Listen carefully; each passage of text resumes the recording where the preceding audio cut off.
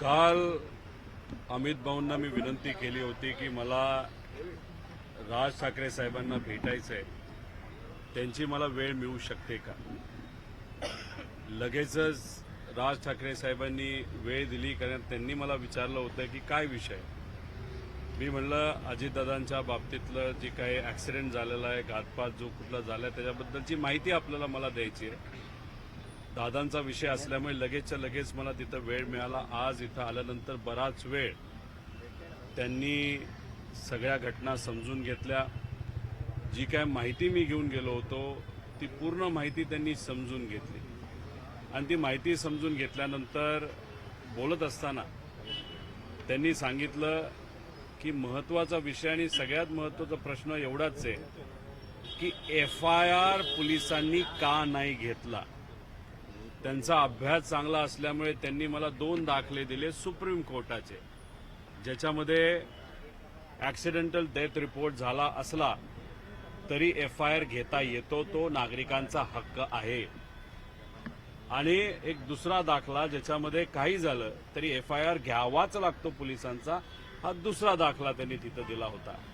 त्यामुळे त्यांनी एकच प्रश्न केला की या महाराष्ट्रामध्ये एका व्यक्तीचा, एका मोठ्या नेत्याचा, महाराष्ट्राच्या देशाचा नागरिकाचा जर FIRच होत नसेल तर ही अतिशय दुर्दैवी गोष्ट आहे. त्या बाबतीत ते काय भूमिका घेतील, कसं घेतील हे आपल्याला येत्या काळामध्ये त्या ठिकाणी कळेलच. पण त्यांनी सांगितलं की दादांना मी ओळखत होतो, जवळून आम्ही काम केलेलं आहे, जेव्हा केव्हा भेटायचो आम्ही तेव्हा बोलायचो. दादा असले काय नाही तर कुणी असलं काय, पण मराठी माणसाला जर न्याय मिळत नसेल तर त्यासाठी जे काय करावं लागेल ते मी आमच्या लेवलला त्या ठिकाणी करू, एवढं त्यांना सांगितल्यानंतर आता विधिमंडळामध्ये तिथं काही आमच्या बैठका आहेत, काही लोकांनी मला वेळ दिलेली, तिथं जाऊन त्यांच्याशी मी चर्चा करणार आहे. कालपर्यंत CIDच्या चौकशीसाठी रिपोर्ट येण्यासाठी वाट पाहत आहेत. खरं तर पायलट देखील जिवंत असल्याचं सांगितलं जात आहे. कोणत्या तरी देशात असल्याचं देखील म्हटलं जात आहे. नाही बघा, जे कुठले पायलट ते विमान चालवत होते ते जिवंत आहेत असं समजून चालणार नाही. जे आधी पायलट त्यांची नियुक्ती झाली होती त्यांचं नंतर ते कॅन्सल झालं, ते आधीचे पायलट त्या ठिकाणी आहेत, त्यामुळे तो विषय तिथं राहत नाही. त्यामुळे त्या विमानामध्ये जे कोणी 5 जण होते त्याच्यामध्ये दादा होते, त्यानंतर अटेंडंट माळीताई होत्या, जाधव नावाचे जे सिक्युरिटी होते, पाठक नावाच्या को पायलट आणि कपूर नावाचे मेन पायलट, हे 5च्या 5 व्यक्ती दुर्दैवाने आज आपल्यामध्ये तिथं नाही. त्यामुळे कुणी जर सांगत असेल की ही व्यक्ती जिवंत आहे, ती व्यक्ती जिवंत, असं कुठंच काय नाही. ॲक्सिडेंट झाला का घातपात झाला याच्याबद्दलची माहिती आपल्याला त्या ठिकाणी घ्यायची, आणि त्यासाठी आपण सर्वजण प्रयत्न करतोय. एक तर FIR या महाराष्ट्रामध्ये घेतलाच जात नाही, हे खरं तर दुर्दैवी गोष्ट आहे. FIR हा देणं आणि देणं हा आमचा अधिकार आहे, आणि त्यांनी तो घेणं ही त्यांची ड्युटी आहे. आणि महाराष्ट्रामध्ये अशी एक गोष्ट होत असेल तर हे फार चुकीचे आहे. आणि आज राज ठाकरे साहेबांना भेटत असताना योगायोग आज मराठी दिवस त्या ठिकाणी आहे, त्यामुळे मराठी माणसासाठी राज ठाकरे साहेब आजपर्यंत लढत आलेले आहेत. आणि मग आज दादांचा मुद्दा घेऊन आपल्या पक्षाच्या माध्यमातून सुद्धा, कार्यकर्त्यांच्या मदतीने व आपण स्वतः सुद्धा या विषयाला न्याय मिळाला पाहिजे. इतरही पक्ष, नेते, सामान्य लोक, महाराष्ट्राची जनता दादांना न्याय देण्यासाठी प्रयत्न करतच आहेत, पण तुम्ही सुद्धा पाठिंबा ताकद द्यावी अशी विनंती त्यांनी केली. आणि त्यांनी मला सांगितलं विचारायचं कारण नाही, मी नक्कीच दादांबरोबर त्या ठिकाणी असणारे, न्याय कसा मिळेल यासाठी मी प्रयत्न करेन.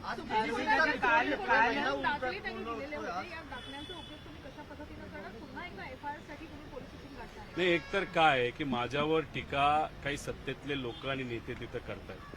काल अजितदादा पक्षातले जे काही प्रमुख नेते आहेत त्यांनी सांगितलं की मी इव्हेंट करतोय. बरं, मी इव्हेंट करतोय असं तुम्ही समजा, तर तुम्ही सत्तेत आहात ना, स्टंट करतोय. तुम्ही सत्तेत आहात ना, FIR हा सगळ्यांचा अधिकार आहे. मी विरोधात आहे म्हणून तुम्ही माझा FIR घेऊन देत नाही, नाही तर घेतला जात नाही. तुम्ही सत्तेत आहात ना, तुम्हाला काय माझ्याबद्दल वाटायचं वाटू द्या, मग सत्तेचा वापर करून तपास काय दिशेनं जातो हे आपण तात्पुरता बाजूला ठेवा. साधा एक FIR करून देण्यासाठी थोडीशी मदत तरी करा. भाषणं नुसती करत चाललेला आहात तुम्ही. इथं आम्ही सर्वजण, महाराष्ट्रातली जनता, सर्व इतर पक्षातले लोक दादांना न्याय कसा मिळतील यासाठी प्रयत्न करतायत आणि हे लोक मात्र भाषणाच्या माध्यमातून राजकीय टिप्पणी त्या ठिकाणी करत असतील.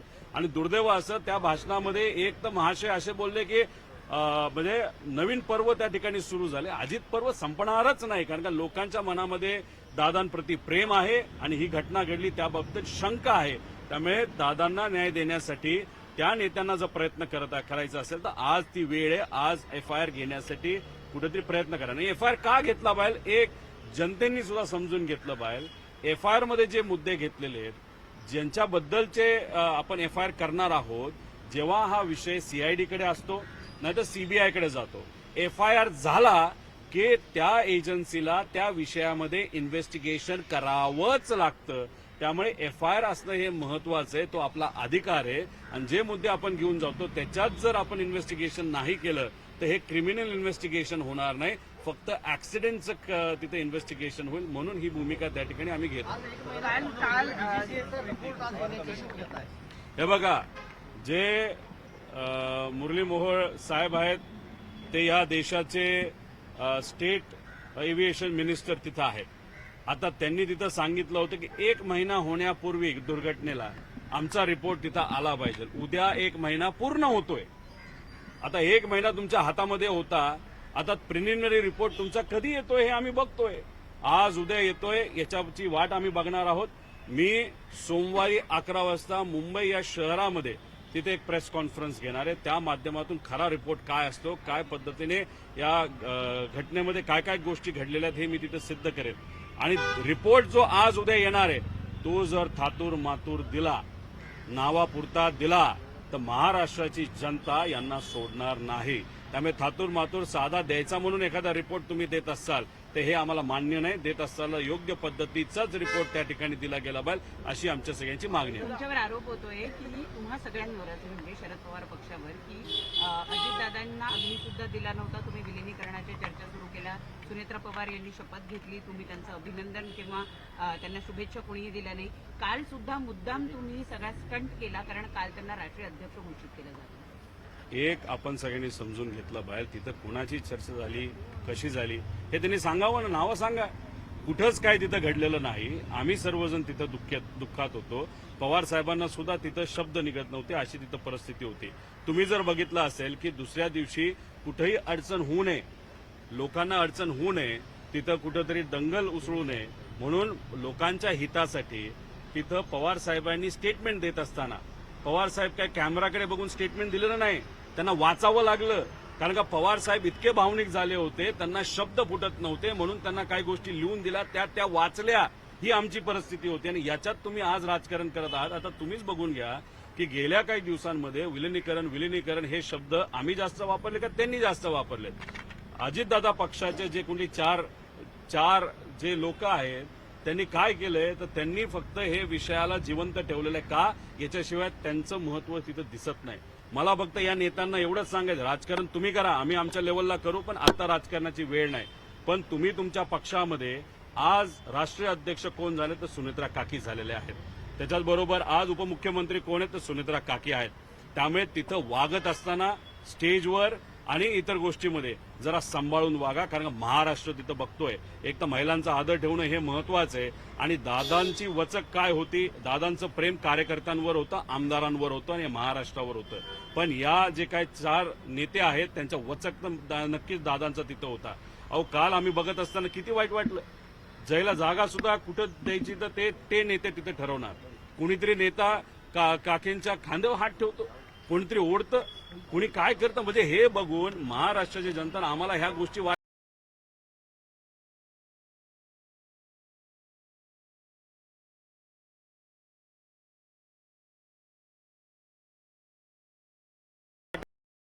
काम सारखं काम करतील असा आम्हाला विश्वास आहे. पण जरा सांभाळून वागा आणि सांभाळून त्या ठिकाणी बोला, एवढंच या ठिकाणी सांगा.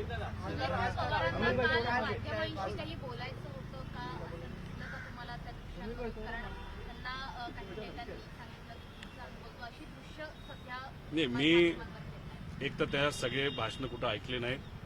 काकींचं भाषण मी ऐकलं. भाषण ते चांगलं होतं. त्यातून संदेश त्यांनी त्या ठिकाणी चांगला दिला. त्याच्या व्यतिरिक्त जे बाकीचे बोलले त्यांचं भाषण पूर्वीही ऐकण्यासारखं नव्हतं आणि आजही ऐकण्यासारखं नाही. त्यात कंटेंटच नसतो. त्यात महत्वाचे मुद्दे सुद्धा त्या ठिकाणी नसतात. त्यामुळे मी काय त्यांचं भाषण ऐकलं नाही. नंतर काय घडलं हे मला तरी त्या ठिकाणी माहीत नाही. पण एक आहे की सुनेत्रा काकी या सक्षम महिला आहेत. पवार परिवाराच्या एक घटक आहेत आणि मग त्याच्यात त्या प्रेस कॉन्फरन्सेसला सुद्धा समोर जाऊ शकतात. त्यांना वाटेल ते त्या ठिकाणी बोलू शकतात. जर कोणाला वाटत असेल की सुनेत्रा काकींना आपण कंट्रोल करू शकतो, दादांना कंट्रोल करता येत नव्हतं पण काकींना करता येईल, तर ते भ्रमात आहेत. थोड्या दिवसानंतर नक्कीच कळेल की ताकद काय असते आणि एक नेता कशा पद्धतीने पार्टी तिथं चालवत असतो. त्यामुळे ह्या 4 जे कुठले नेते आहेत त्यांनी थोडंसं सांभाळून राहावा, सांभाळून वागा, एवढंच या ठिकाणी सांगतो. असंही म्हणाले की दादांचं अर्धवट राहिलेलं स्वप्न मला पूर्ण करायचं आहे. काही अंदाज आहे कुठलं स्वप्न असेल? राज ठाकरेंना तुम्ही भेटलेला आहात. त्या भेटीमध्ये त्यांनी सांगितले की FIR संदर्भातली नाराजी त्यांनी व्यक्त केली. आता तुम्हाला राज ठाकरेंकडून नेमक्या अपेक्षा काय आहेत आणि राज ठाकरेंनी तुम्हाला काय आश्वासन दिलं? तर बघा, इथं व्यक्तिगत लेवलला, भावनिक लेवलला मी राज ठाकरे साहेबांना त्या ठिकाणी भेटलेलो आहे. माझ्या मनामध्ये जे जे काय होतं ते मी तिथं बोलून दाखवलं. माझ्याकडे जे जे कागद होते ते मी त्यांना तिथं दिलेले आहेत आणि मी दुसरी कुठलीही तिथं अपेक्षा केली नाही. माझं फक्त एकच आहे की मराठी माणसाच्या पाठीमागे ते नेहमी भक्कमपणे त्या ठिकाणी राहिलेले आहेत. एवढ्या मोठ्या नेत्याकडनं आणि ते सरळ बोलणारे नेते आहेत. त्यामुळे त्यांच्याकडनं माझी नक्कीच अपेक्षा आहे, मनोमन अपेक्षा आहे. मी बोलून दाखवली नाही आणि ते योग्यच निर्णय आणि योग्यच पद्धतीने या विषयाला पाठिंबा देतील असा मला त्या ठिकाणी विश्वास आहे. आता काल सुनेत्रा काकींच्याबद्दल बोलत त्यांचं राहिलेलं अर्धवट स्वप्न काकांचं काय होतं हे एकतर मी काकांकडे बघत असताना आणि अख्खा महाराष्ट्र अजित काकांकडे बघत असताना काका हे महाराष्ट्राचे मुख्यमंत्री झाले पाहिजेत अशी इच्छा आमच्या सगळ्यांची त्या ठिकाणी होती. आता काकी बोलत असताना अर्धवट राहिलेलं स्वप्न हे विकासाच्या बाबतीत, कारण दादा नेहमी फक्त विकासाबद्दल बोलायचे. महाराष्ट्राला एक नंबरचं राज्य बनवायचं, विकास करायचा आहे. त्या स्वप्नाबद्दल त्या बोलल्या का वेगळं काही स्वप्न तिथं बोललंय हे मला माहित नाही. पण मी काकींनाही विनंती करतो, त्याच्याबरोबर सगळ्याच लोकांना, नेत्यांना जे सत्तेत विनंती करतो, FIR दाखल होणं महत्वाचं आहे. दाखल जो FIR होईल त्याच्यावरच इन्व्हेस्टिगेशन होईल आणि इन्व्हेस्टिगेशन त्या पद्धतीने झालं तरच आपल्याला अजितदादांना न्याय देता येईल. काही दशक तुम्ही घेऊन गेलेले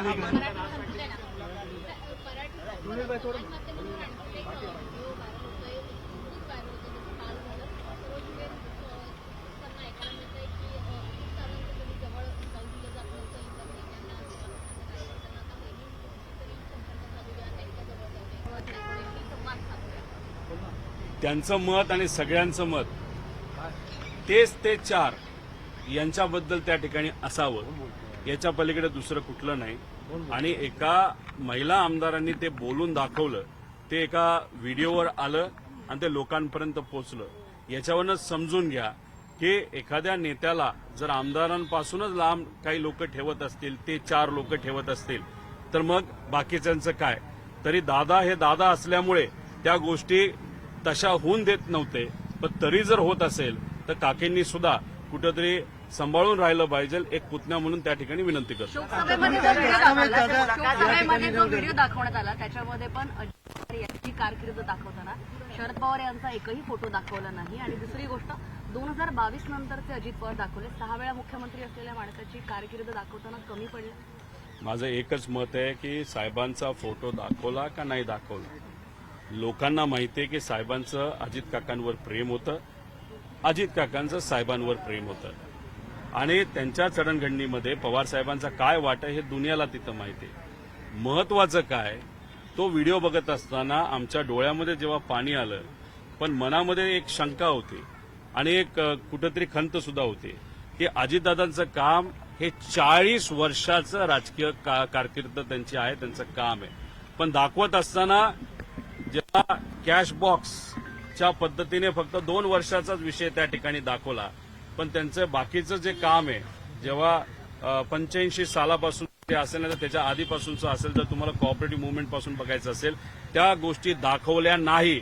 म्हणजे दादांचं एवढं मोठं कार्य असताना सुद्धा त्या व्हिडिओच्या माध्यमातून ते छोटंसं का दाखवण्याचा प्रयत्न त्या ठिकाणी केला गेला आणि फक्त 2 वर्षाचंच तिथं का दाखवलं गेलं, म्हणजे कुठंतरी एखाद्या एजन्सीनी काय केलं हे दाखवण्याचा ते प्रयत्न करत होते. कॅशबॉक्स जी कुठली एजन्सी असेल का दादांनी काय केलं हे दाखवायचा प्रयत्न ते करत होते. दादांचं जर खरंच त्यांना दाखवायचं झालं असतं तर कुठंतरी तो व्हिडिओ अजून मोठा आणि अजून चांगला होऊ शकला असता. एक दादांचा फॅन म्हणून आणि नागरिक म्हणून मला वाटतं.